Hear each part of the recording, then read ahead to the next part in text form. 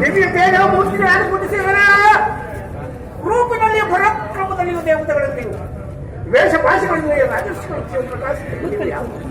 ಅಲ್ಲದೆ ನಿಮ್ಮನ್ನು ನೋಡಿದರೆ ಏನೋ ವ್ಯತಿಯಿಂದಿರುವಂತೆ ಕಾಣುತ್ತದೆ. ಅಲ್ಲದೆ ಅಹೋರಾಹುಗಳಾದ ನೀವುಗಳು ಈ ಭೂಮಂಡಲಕ್ಕೆ ಅನುಗುಣವಾಗುವ ತಕ್ಕವಂತೆ ಕಾಣುತ್ತದೆ. ನೀವು ಯಾರು, ನಿಮ್ಮ ವೃತ್ತಾಂತವೇನು ದಯವಿಟ್ಟು ತಿಳಿಸಬೇಕೆಂದು ಬೇಡಿಕೊಂಡು ಬಂದ.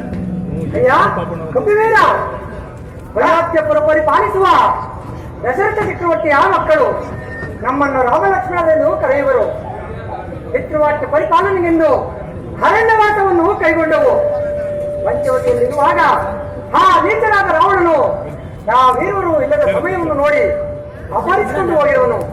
ಆತನನ್ನು ಹುಡುಕುತ್ತಾ ಈ ಮಾರ್ಗವಾಗಿ ಬಂದವಯ್ಯ. ನೀನು ಯಾರು? ನಿನ್ನ ಜನನಿ ಜನಕರು ಯಾರು?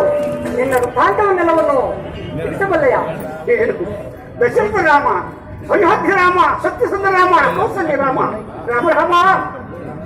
ನಾನಾದರೂ ಕೇಸರಿ ಎಂಬ ಕಪಿಕುಲ ಕೃಷ್ಣನು ನನ್ನ ತಂದೆಯಾದರೂ ಕೇಸರಿ ಎಂಬ ಕಪಿಕುಲ ದಕ್ಷನು ಮತ್ತು ನನ್ನ ತಾಯಿಯಾದರೂ ಅಂಜನಾದೇವಿ ಗರ್ಭದಲ್ಲಿ ವಾಯುದೇವ ಅಂಶದಿಂದ ಜನಿಸಿರುವ ನನ್ನನ್ನು ಆಂಜನೇಯ, ಹನುಮಂತ, ಮಾರುತಿ ಎತ್ತಲು ಸಹ ಕರೆಯುವರು ತಂದೆ. ಲಕ್ಷ್ಮಣ, ಈತನ ವಾಕ್ಸರಿಯನ್ನು ಕೇಳಿದರೆ ಸಕಲ ವೇದ ಶಾಸ್ತ್ರ ಪಾರಂಗತರಂತೆ ತೋರುತ್ತಿರುವುದು.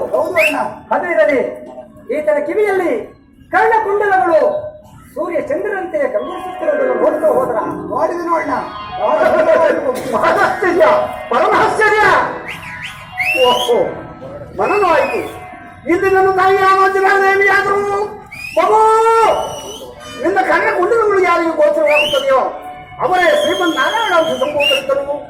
ದುಷ್ಟ ನಿಗ್ರಹ ಸೃಷ್ಟಿ ಪರಿಪಾಲನೆಯಾಗಿ ಶ್ರೀ ರಾಮಾಭಿಧಾನದಿಂದ ಗೆಲ್ಲಿಸಿಕೊಂಡಿದ್ದರು. ಆತನ ಸೇವೆಯಿಂದಲೇ ನೀನು ಕೇಳಿಯಾಗಬೇಕು. ಆತನೇ ನಿನ್ನ ಒಡೆಯಲು ಸಹ ನನ್ನ ತಾಯಿಯಾದ ಅಂಜನಾದೇವಿ ಹೇಳಿದಳು. ಇಂದಿಗೆ ತಾಯಿ ಅಮೃತೋಡಿಯು ನಿಜವಾಯಿತು. ನನ್ನ ಜನ್ಮವು ಸಾರ್ಥಕವಾಯಿತು. ಧನ್ಯವಾದ ಧನ್ಯವಾದ ಧನ್ಯವಾದ.